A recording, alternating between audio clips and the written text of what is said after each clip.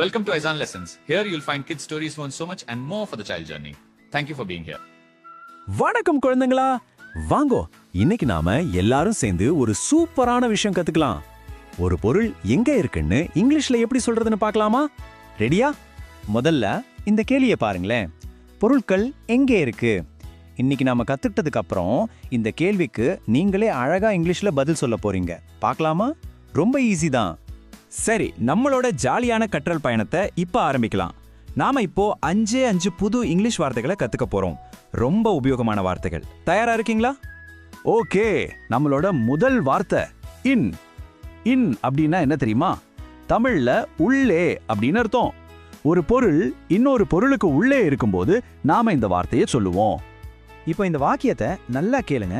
The book is in the bag. அதாவது புத்தகம் பேகுக்கு உள்ளே இருக்கு. இப்போ நீங்க என் கூட சேர்ந்து சொல்லுங்க பார்க்கலாம். The book is in the bag. அட அருமை. அடுத்து நம்ம ரெண்டாவது வார்த்தைக்கு போலாம். அதுதான் ஆன். இதுக்கு தமிழ்ல என்ன அர்த்தம்னா மேலே. ஒரு பொருளுக்கு மேலே இன்னொரு பொருள் இருந்தா நாம ஆன் சொல்லலாம். இந்த வாக்கியத்தை பாருங்க. The book is on the table. புத்தகம் மேசைக்கு மேலே இருக்கு. வாங்க இப்போ எல்லாரும் சேர்ந்து சொல்லுவோம். The book is on the table. ரொம்ப நல்லா சொன்னீங்க. இப்போ நம்ம கத்துக்க போற மூணாவது வார்த்தை அண்டர். அண்டர் அப்படின்னா கீழே. ரொம்ப சுலபம் இல்லையா? வாங்க இதுக்கும் ஒரே எடுத்துக்காட்டு பார்க்கலாம். இந்த வாக்கியத்தை கவனமா கேளுங்க. The ball is under the table. அதாவது பந்து மேசைக்கு கீழே இருக்கு. இப்போ நீங்க சொல்லி பாருங்க. The ball is under the table. Sabash, சூப்பரா சொன்னீங்க. நம்மளோட நாலாவது வார்த்தை behind. Behindனா பின்னால் அப்படின்னு அர்த்தம். ஒரு பொருளுக்கு பின்னால இன்னொரு பொருள் ஒளிஞ்சிருந்தா நாம இந்த வார்த்தையை சொல்லலாம். இந்த வாக்கியத்தை பாருங்க. The dog is behind the door. நாய் கதவுக்கு பின்னால இருக்கு. இப்போ உங்க முறை. சொல்லுங்க பாப்போம். The dog is behind the door. பிரமாதம். சரி, கடைசியா நம்மளோட ஐந்தாவது வார்த்தை அதுதான் between. இதுக்கு தமிழ்ல இரண்டுக்கிடையில் அப்படின்னு அர்த்தம். அதாவது ரெண்டு பொருளுக்கு நடுவுல ஒரு பொருள் இருக்கும்போது இந்த வார்த்தையை நம்ம யூஸ் பண்ணோம். இங்க பாருங்க. The ball is between two boxes. பந்து இரண்டு பெட்டிகளுக்கு நடுவுல இருக்கு. வாங்க கடைசி தடவையா இதை சேர்ந்து சொல்லலாம். The ball is between two boxes. ரொம்ப ரொம்ப அருமை. இப்போ நம்ம கத்துக்கிட்ட இந்த வார்த்தைகள் எல்லாம் வச்சு நம்ம வீட்ல பேசுற மாதிரி சில வாக்கியங்களை சேர்ந்து சொல்லி பழகலாமா? நீங்க ரெடியா? என் கூடவே சேர்ந்து சொல்லுங்க. My book is in my bag. என் புத்தகம் என் பேக்குக்குள்ளே இருக்கு.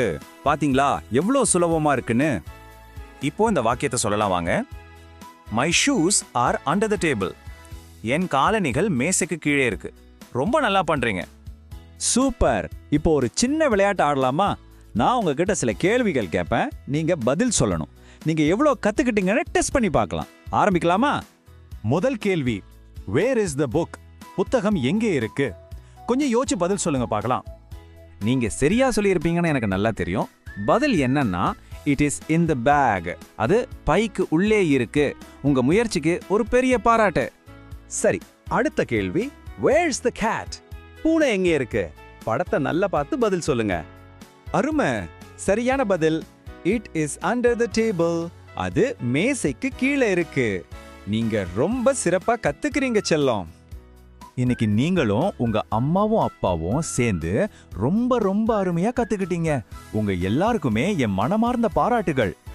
வாங்க நாம கத்துக்கிட்ட அந்த 5 வார்த்தைகளையும் ஒரு தடவை வேகமா ஞாபகப்படுத்திக்கலாமா? இன், ஆன், அண்டர், பிஹைண்ட், அப்புறம் பிட்வீன். இந்த வார்த்தைகளை மறக்காம வீட்ல பேசி பாருங்க, சரியா? கடைசியா இந்த வாக்கியத்தை ரொம்ப பெருமையா நல்ல நம்பிக்கையோட என் கூட சேர்ந்து சொல்லுங்க. My English is improving every day. ஏன் ஆங்கிலம் ஒவ்வொரு நாளும் நல்லா வளர்ந்துட்டு இருக்கு. நாம அடுத்த பாடத்துல சந்திக்கலாம். பாய் பாய்.